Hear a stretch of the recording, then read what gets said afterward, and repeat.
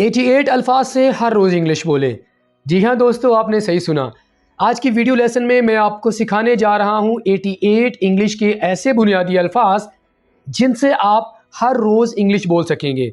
इन words के साथ आपको सेंटेंसेस भी सीखने को मिलेंगे। मजीद इंग्लिश लर्निंग वीडियोस के लिए हमारे चैनल को सब्सक्राइब करें और साथ में बेल आइकन को प्रेस कर दें। मजीद हमारी इंग्लिश लर्निंग वीडियोस के लिए हमारे चैनल इल्मिनरी को सब्सक्राइब करें। तो चले फ्रेंड्स, हमारे आज के वीडियो लेसन का आगाज़ करते हैं। तो फ्रेंड्स, हमारे पास सबसे पहले वर्ड आ जाता है पोछा लगाना, जिसे इंग्लिश में मॉप कहेंगे। मॉप का माना क्या होता है? पोछा लगाना। यानी जब हम सफाई वगैरह कर लेते हैं तो उसके बाद उसको मज़ीद अच्छे से साफ़ करने के लिए हम जो गीला कपड़ा लगाते हैं उसको इंग्लिश में मॉप कहा जाता है। सेंटेंस देख लेते हैं। काइंडली मॉप दी फ्लोर। इसको फ्लावर नहीं बोलना, क्योंकि फ्लावर का माना होता है आटा और ये हमारे पास है फ्लोर, फर्श। आगे मूव करते हैं। माकूल या मुनासिब, इसे इंग्लिश में रीज़नेबल कहेंगे। रीज़नेबल का माना क्या होता है? माकूल या मुनासिब। आम तौर पर जब आप किसी दुकानदार के पास जाते हैं तो आप उससे पूछते हैं कि कोई माकूल यानी रीज़नेबल प्राइसेस बताएं हमें। तो उसके लिए हम इंग्लिश में ये वाला वर्ड यूज़ करते हैं, ही चार्जेस वेरी रीज़नेबल प्राइसेस। ही चार्जेस वेरी रीज़नेबल प्राइसेस मतलब वो बड़े माकूल पैसे वगैरह लगाता है। आगे हमारे पास वर्ड आ जाता है गालिब आना, जिसे इंग्लिश में डोमिनेट कहेंगे। डोमिनेट, डोमिनेट का माना क्या होता है? गालिब आ जाना। ही ट्राइज टू डोमिनेट मी, और मुझ पर गालिब आने की कोशिश करता है पावर के ज़रिए। ठीक है। काबिल भरोसा, इसे इंग्लिश में रिलायबल कहा जाता है। रिलायबल, आम तौर पर जब आप कोई चीज़ वगैरह ले रहे होते हैं तो आप क्या कहते हैं? हमें रिलायबल चीज़ चाहिए। मतलब क्या होता है कि हमें काबिल भरोसा चीज़ चाहिए। ठीक है। You are not a reliable person, आप काबिल भरोसा इंसान नहीं है। रिलायबल का माना क्या हुआ? काबिल भरोसा, जिस पर आप इत्मीनान कर सकें। दूसरे के मुकाबले में, जब हम दो चीज़ों का आपस में मवाजना कर रहे होते हैं, उनका मुकाबला कर रहे होते हैं, तो इंग्लिश में हम जो वर्ड यूज़ करते हैं वो होता है कंपैरेटिवली। कंपैरिजन हमारे पास नाउन है। ठीक है। तो कंपैरेटिवली का माना क्या होता है? दूसरे के मुकाबले में। एग्जाम्पल देख लेते हैं। This shoe is comparatively better than that. तो यहाँ पर आप दो जूतों का आपस में मुकाबला कर रहे हैं, यानी ये वाला जो जूता है उससे उसके मुकाबले में बेहतर है। मुकाबला करने के लिए हम कंपैरेटिवली ये वाला वर्ड यूज़ करेंगे। कंपैरिजन भी हम यूज़ करते हैं। बेचैनी को इंग्लिश में अनईजी कहेंगे। अनईजी यानी जिसके लिए हम एक और वर्ड भी यूज़ करते हैं, डिसकम्फर्ट, बेचैनी। एंग्जाइटी का वर्ड भी हम यूज़ करते हैं। She felt uneasy about her result, यानी उसने अपने जो टेस्ट का रिजल्ट है उसके बारे में उसने बेचैनी महसूस की। तो बेचैनी का माना क्या होता है इंग्लिश में? अनईजी। अनईजी, बेचैनी। झाड़ू मारने को इंग्लिश में स्वीप कहेंगे। स्वीप और मॉप में फ़र्क होता है। स्वीप पहले लगाया जाता है और मॉप बाद में लगाया जाता है। स्वीप का माना क्या होता है? झाड़ू मारना, झाड़ू लगाना। The made sweeps the room, जो नौकरानी है वो कमरे में क्या करती है? झाड़ू लगाती है। स्वीप्स, झाड़ू मारना। चापलूसी करने को इंग्लिश में बटरिंग कहते हैं। बटरिंग, बटरिंग का माना क्या होता है? चापलूसी करना, यानी जब आप किसी की खुशामद कर रहे होते हैं कोई चीज़ वगैरह हासिल करने के लिए, तो उसके लिए जो हम इंग्लिश में वर्ड यूज़ करते हैं वो है buttering. Please stop buttering me, please मेरी जो चापलूसी करना बंद करें, यानी खुशामद करना बंद करें। बरतर या आला को इंग्लिश में सुपीरियर कहेंगे। सुपीरियर, बरतर या आला, यानी किसी से हम कहते हैं ना कि स्टैंडर्ड इसका आला है किसी से। जैसे कि the phone is clearly superior, जो फ़ोन है वो मतलब काफ़ी बेहतर है, आला चीज़ है। आमतौर पर हम जब कहते हैं ना कि ये सुपीरियर है, ये इन्फीरियर है, ये बेहतर है, ये हकीर है, तो सुपीरियर का माना क्या होता है? आला या बेहतरीन। मुजरिम को इंग्लिश में गिल्टी बोलेंगे। गिल्टी, मुजरिम। ही is guilty of a murder, he is guilty of a murder.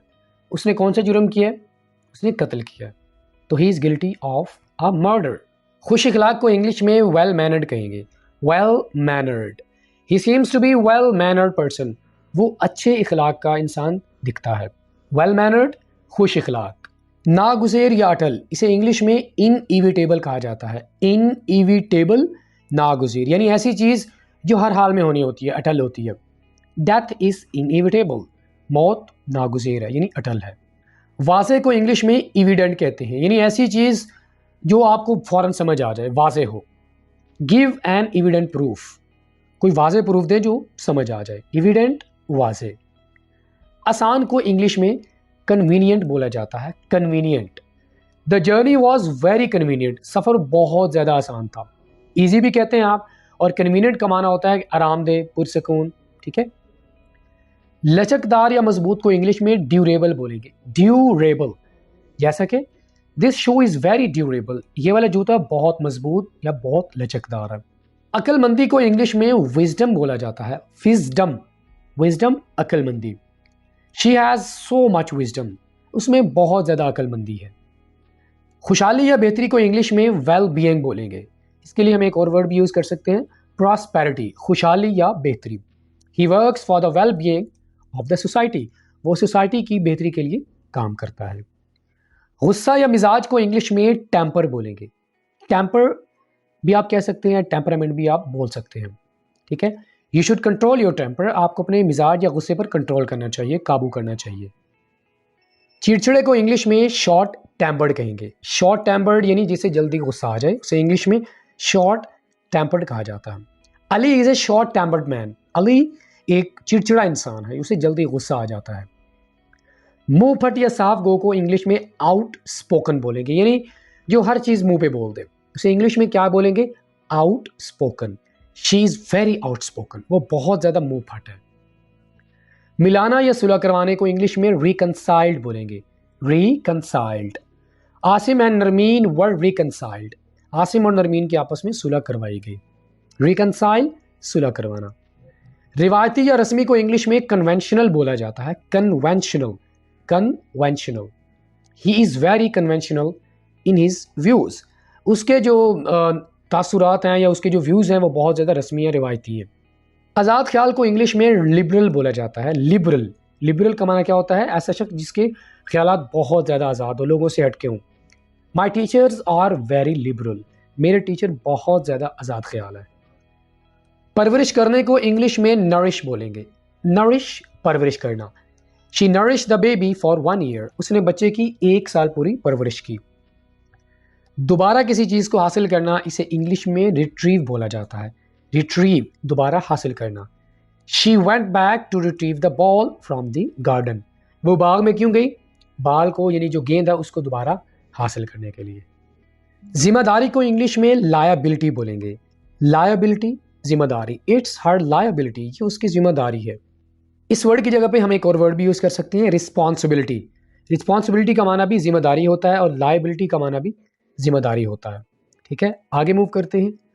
लाजमी या ज़रूरी को इंग्लिश में रैक्विजिट बोलेंगे। इसको आपने रिक्वाइसाइट नहीं बोलना, रैक्विजिट। फिर बोल रहा हूँ, requisite. CNIC is requisite for foreign travel, जब आप बाहर सफ़र करना चाहते हैं तो CNIC उसके लिए लाजमी होता है।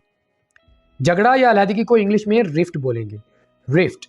The marriage cause the rift between 2 brothers, दोनों भाइयों में जो झगड़ा हुआ है वो किसकी वजह से हुआ है, शादी की वजह से हुआ है। रिफ्ट का माना क्या होगा, झगड़ा या अलहदगी। कुव्वत या बर्दाश्त को इंग्लिश में स्टैमिना बोलेंगे, stamina. It takes stamina to run a marathon. पेशन गोई को इंग्लिश में प्रेडिक्शन बोलेंगे, प्रेडिक्शन, प्रेडिक्शन, पेशन गोई। तारीफ करने को इंग्लिश में एडमायर कहेंगे, एडमायर भी आप बोल सकते हैं, आप एप्रिशिएट भी यूज कर सकते हैं। लगन या शौक को इंग्लिश में डेडिकेशन कहते हैं, डेडिकेशन। संजीदे शख्स को इंग्लिश में सीरियस पर्सन कहते हैं, सीरियस, संजीदा। क्यों नहीं, इसे इंग्लिश में कहा जाता है व्हाई नॉट, व्हाई नॉट। खास को इंग्लिश में पर्टिकुलर बोलेंगे, पर्टिकुलर। इसकी जगह पे हम एक और वर्ड भी यूज कर सकते हैं, स्पेशल, पर्टिकुलर या स्पेशल। रहनुमाई करने को इंग्लिश में गाइड बोलेंगे, गाइड, रहनुमाई करना। गुमराह करने को इंग्लिश में मिस गाइड कहेंगे। गाइड का माना होता है रहनुमाई करना और मिस गाइड का माना क्या होगा, किसी को गुमराह करना। गुस्सा दिलाना या भड़काने को इंग्लिश में प्रोवोक कहा जाता है। प्रोवोक का माना क्या होता है, किसी को गुस्सा दिलाना, इश्तियाल दिलाना ताकि वो भड़क उठे।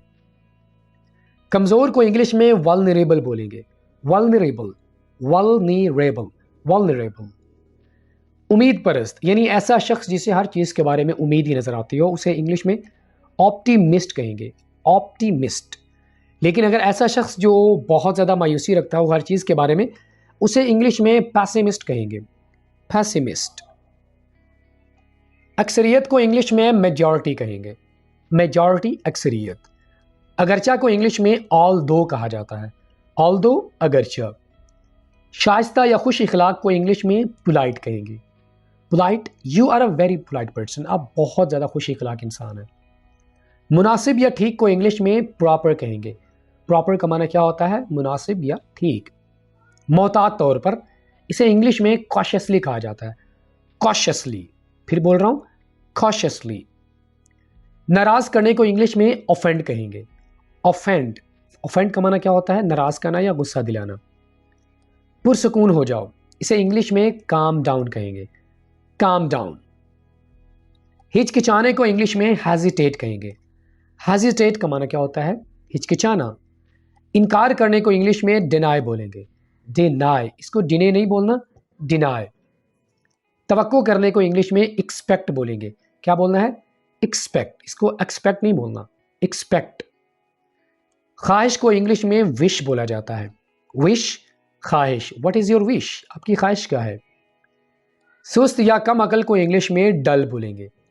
डल। करने देना या इजाजत देना, इसके लिए जो हम वर्ड यूज करते हैं वो है लेट। जैसे कि आप कहते हैं लेट मी टॉक, मुझे बात करने दो। लेट हिम गो, उसे जाने दो। माफी मांगने को इंग्लिश में अपोलोजाइज कहेंगे। अपोलोजाइज। माफ करने को इंग्लिश में फॉरगिव कहेंगे। फॉरगिव, माफ करना।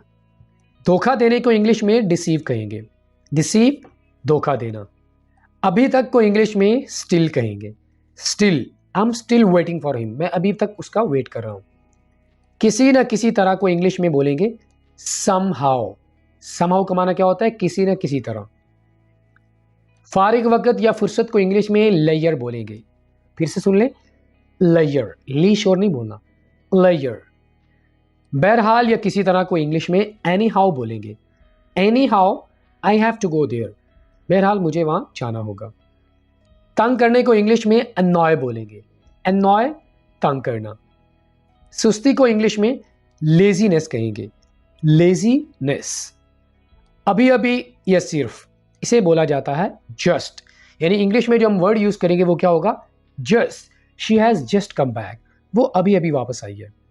इल्जाम लगाने को इंग्लिश में एक्यूज कहेंगे। एक्यूज। याद रखिएगा, जब भी आप एक्यूज का वर्ड यूज करेंगे तो उसके साथ आपने ऑफ प्रेपोजिशन हर हाल में लगानी है, ठीक है? की वजह से, इसे इंग्लिश में कहा जाता है ड्यू टू। यानी अगर कोई काम किसी वजह से हो जाता है तो आप उसके लिए जो वर्ड यूज करते हैं ड्यू टू। जैसे कि due to Ali I couldn't clear my test, Ali की वजह से मैं टेस्ट क्लियर नहीं कर सका, ठीक है? खराब करने को इंग्लिश में स्पॉइल बोला जाता है। Spoil, he spoil the mood, उसने मूड खराब कर दिया। बर्दाश्त करने को इंग्लिश में टॉलरेट कहेंगे। टॉलरेट, बर्दाश्त करना। तर्क करना या छोड़ देना को इंग्लिश में स्किप कहेंगे। स्किप। नाजुक या नफीस, इंग्लिश में इसे डेलिकेट कहेंगे। Delicate, the matter is very delicate, बात जो है ना बहुत ज्यादा नाजुक है। खैर खा को इंग्लिश में वेल विशर बोलेंगे। Well wisher. ताकत या असर को इंग्लिश में इन्फ्लुएंस बोला जाता है। इन्फ्लुएंस, इन्फ्लुएंस, ताकत या असर। हासिल करने को इंग्लिश में ऑब्टेन बोलेंगे। ऑब्टेन। मुतासर कुन को इंग्लिश में इंप्रेसिव कहेंगे। इंप्रेसिव, मुतासर कुन। प्यार या मोहब्बत को इंग्लिश में अफेक्शन बोलेंगे। अफेक्शन, कैसे बोलना है? अफेक्शन। कड़वे को इंग्लिश में बिटर कहेंगे, जैसे कि ट्रूथ इज ऑलवेज बिटर। बेहया को इंग्लिश में शेमलेस कहेंगे। शेमलेस, बेहया। हद या गुंजाइश को इंग्लिश में एक्सटेंट बोलेंगे। एक्सटेंट। जैली या बनावटी को इंग्लिश में आर्टिफिशियल बोलेंगे। Artificial, this is an artificial flower, ये जैली फूल है। अंदाजा या तकरीबन को इंग्लिश में अप्रॉक्सीमेट बोलेंगे। अप्रॉक्सीमेट। मुहज्जब या खुश इखलाक को इंग्लिश में सिविलाइज्ड बोलेंगे। Civilised, his father is a civilised man. वहीं या उधर, इसके लिए जो हम वर्ड यूज करेंगे वो है राइट देयर। राइट देयर, वहां। माहिर या हुनरमंद को इंग्लिश में प्रोफिशिएंट कहा जाता है। Proficient, this teacher is very proficient. हरफन मौला यानी ऐसा शख्स जिसे हर चीज का पता हो, नॉलेज हो, उसे इंग्लिश में वर्सटाइल बोला जाता है। Versatile, he is a versatile man. पीछे को इंग्लिश में बिहाइंड कहेंगे। Behind, the car is behind me. सोचने को इंग्लिश में थिंक कहेंगे। Think, I always think about her. ताकतवर को इंग्लिश में स्ट्रॉन्ग कहेंगे। We are strong as a nation. हंसने को इंग्लिश में लफ बोला जाता है। लफ हंसना, यानी बहुत ज़्यादा हंसना। She is laughing at him, वो उस पर हंस रही है। ऑल राइट फ्रेंड, तो इसी के साथ ही आज का हमारा ये वीडियो लेसन ये पे मुकम्मल हुआ। दोस्तों, अगर आपका ख्वाब भी है कि आप हर रोज़ इंग्लिश बोलें, तो आप इन 88 वर्ड्स को याद करें, साथ में सेंटेंसेस को भी याद करें और अपने दोस्तों के साथ इनकी प्रैक्टिस ज़रूर करें ताकि आपके लिए हर रोज़ इंग्लिश बोलना आसान हो जाए। वीडियो लेसन अगर आपको अच्छा लगा हो तो लाइक करें, अपना फीडबैक हमें ज़रूर दीजिएगा। अगर आपने हमारा चैनल अभी तक सब्सक्राइब नहीं किया तो हमारे चैनल को कर दीजिए सब्सक्राइब। फ्रेंड्स, आपके साथ मुलाकात होगी नेक्स्ट किसी और लेक्चर के साथ। टिल देन, अल्लाह हाफिज़।